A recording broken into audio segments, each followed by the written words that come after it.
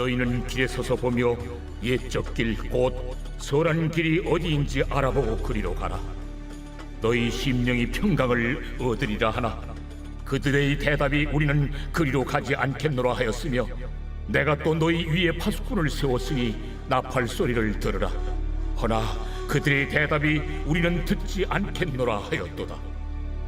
그러므로 너희 나라들아 들으라. 무리들아 그들이 당할 일을 알라. 땅이여 들으라. 내가 이 백성에게 재앙을 내리리니 이것이 그들의 생각의 결과라. 그들이 내 말을 듣지 아니하며 내 율법을 거절하였음이니라. 시바에서 유향과 먼 곳에서 향품을 내게로 가져오면 어찌하느냐. 나는 그들의 번제를 받지 아니하며 그들의 희생제물을 달게 여기지 않노라. 그러므로 여호와께서 이와 같이 말씀하시니라. 보라, 내가 이 백성 앞에 장애물을 두리니 아버지와 아들들이 함께 거기에 걸려 넘어지며 이웃과 그의 친구가 함께 멸망하리라. 여호와께서 이와 같이 말씀하시되, 보라, 한 민족이 북방에서 오며 큰 나라가 땅 끝에서부터 떨쳐 일어나나니 그들은 활과 창을 잡았고 잔인하여 사랑이 없으며 그 목소리는 바다처럼 포효하는 소리라. 그들이 말을 타고 전사같이 다 대열을 벌이고 시온의 딸인 너를 치려하느니라 하시도다. 우리가 그 소문을 들었으므로 손이 약하여졌고 고통이 우리를 잡았으므로 그 아픔이 해산하는 여인 같도다. 너희는 밭에도 나가지 말라. 길로도 다니지 말라. 원수의 칼이 있고 사방에 두려움이 있습니다. 딸 내 백성이 굵은 배를 두르고 재에서 구르며 독자를 이름같이 슬퍼하며 통곡할지어다. 멸망시킬 자가 갑자기 우리에게 올 것임이라. 내가 이미 너를 내 백성 중에 망대와 요새로 삼아 그들의 길을 알고 살피게 하였노라. 그들은 다 심히 반역한 자며 비방하며 돌아다니는 자며 그들은 놋과 철이며 다 사악한 자라. 풀무불을 맹렬히 불면 그 불에 납이 살라져서 단련하는 자의 일이 헛되게 되느니라. 이와 같이 악한 자가 죄거되지 아니하나니 사람들이 그들을 내버린 은이라 부르게 될 것은 여호와께서 그들을 버렸습니다.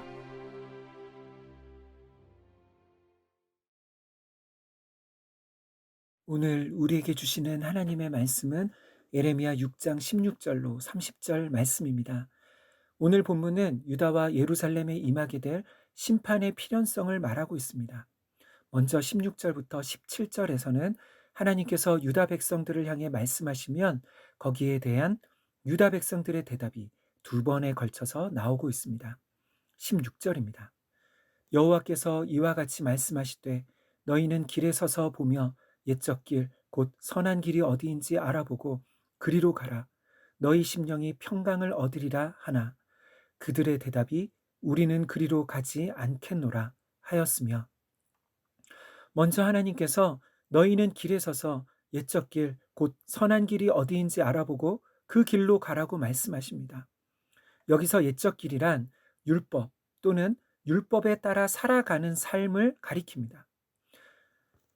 이것은 아마도 유다 왕 요시야 때에 성전을 수리하는 중에 율법책 토라를 발견하게 되었고, 요시야는 이 율법책을 가지고 오랜 시간 우상 숭배에 빠져 있었던 유다 전체의 종교 개혁을 단행하게 되었습니다. 그래서 이때 그동안 영적인 무지에 있었던 백성들이 그 율법책에 기록된 말씀을 통해 무엇이 선한 길인지, 즉 하나님이 원하시는 삶이 무엇인지를 알게 된 것이지요. 뿐만 아니라 하나님은 백성들이 율법, 곧 하나님의 말씀에 따라 살아가면 그들의 심령에 평강이 임할 것이라 말씀하셨습니다. 그런데 백성들의 대답은 우리는 그리로 가지 않겠다는 것입니다. 17절입니다. 내가 또 너희 위에 파수꾼을 세웠으니 나팔 소리를 들으라 하나 그들의 대답이 우리는 듣지 않겠노라 하였도다. 17절에서 하나님은 백성들에게 파수꾼을 보내셨습니다. 그리고 파수꾼들은 나팔 소리를 불었습니다. 파수꾼은 에레미야와 같은 참 선지자들을 가리킵니다. 그리고 파수꾼의 나팔 소리란 선지자들이 외쳤던 심판과 회개의 메시지인 것이지요. 두 번째 백성들의 반응 역시 우리는 듣지 않겠다였습니다. 그러면 이러한 그들의 선택에 대한 결과는 무엇이었을까요? 19절입니다. 내가 이 백성에게 재앙을 내리리니 이것이 그들의 생각의 결과라. 그들이 내 말을 듣지 아니하며 내 율법을 거절하였음이니라. 이것이 하나님께서 유다를 심판하신 이유입니다. 왜 유다의 심판이 임했습니까? 한마디로 그들이 너무나 어리석었기 때문인 것이지요.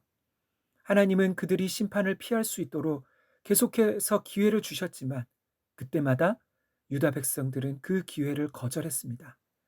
그래서 심판은 필연적이었습니다. 20절에는 백성들이 시바에서 가져온 위향과 먼 곳에서 가져온 향품으로 하나님께 번제를 드리는데 하나님께서는 그것을 싫어하신다고 말씀하십니다. 이것은 하나님의 말씀대로 살지는 않으면서 성전에 가서 아주 비싼 향품과 제물을 가져와 하나님께 번제와 제사를 드리는 그들의 종교적 행위를 가리키는 표현입니다.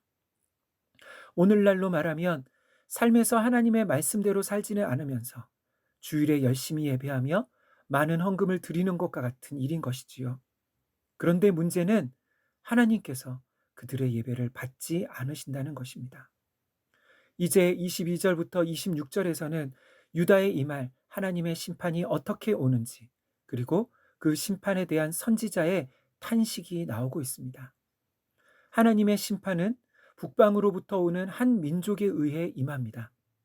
이들이 시온 곧 예루살렘에 임했을 때 백성들은 두려움으로 손에 힘이 빠지고 또한 해산하는 여인의 고통과 같은 극심한 두려움과 고통이 임할 것입니다. 그런데 선지자의 이 표현은 마치 지금 선지자가 눈앞에서 그 광경을 보고 있는 것 같이 묘사하고 있습니다. 다시 말해 아직 이 일은 일어나지 않은 미래의 일인데 그것을 예레미야는 환상 중에 미리 보고 있는 것이지요. 그래서 선지자는 미래에 일어날 심판의 비참함에 대하여 탄식하고 있습니다. 사랑하는 성도 여러분, 예레미야의 이러한 탄식은 오늘날 우리에게도 시사하는 바가 있습니다. 예레미야는 예언자로서 그리고 선지자로서 하나님을 거절하고 떠난 자기 민족이 어떤 일을 겪게 될지 알았습니다. 예레미야는 그저 차가운 마음으로 나와는 아무 관계도 없는 것처럼 기계적으로 그렇게 하나님의 말씀을 전하지 않았습니다. 예레미야는 유다 백성들에게 이 말, 하나님의 심판이 얼마나 두렵고 무서운 일인지 미리 보았고 그 심판을 겪게 될 동족들의 고통을 미리 알았습니다. 우리도 마찬가지입니다. 우리도 예수를 믿지 않는 하나님을 떠난 우리 주변의 가족들과 사람들에게 무슨 일이 임할지 알고 있지 않습니까? 주일마다 교회는 나올지 모르지만 일상에서는 하나님 없이 살아가는 사람들을 향해 하나님의 마음이 어떠실지 우리는 이미 알고 있지 않습니까? 그래서 예레미야의 탄식은 오늘날 우리의 탄식입니다. 사랑하는 성도 여러분, 여러분에게는 이 탄식과 고통, 안타까움이 있으십니까? 이것이 예수님이 이 땅에 오신 이유가 아닌가요? 이대로 두면 하나님의 심판을 받을 수밖에 없어서 그들을 향한 하나님 아버지의 마음을 알고서 이 땅에 오신 분, 바로 그분이 예수님이십니다.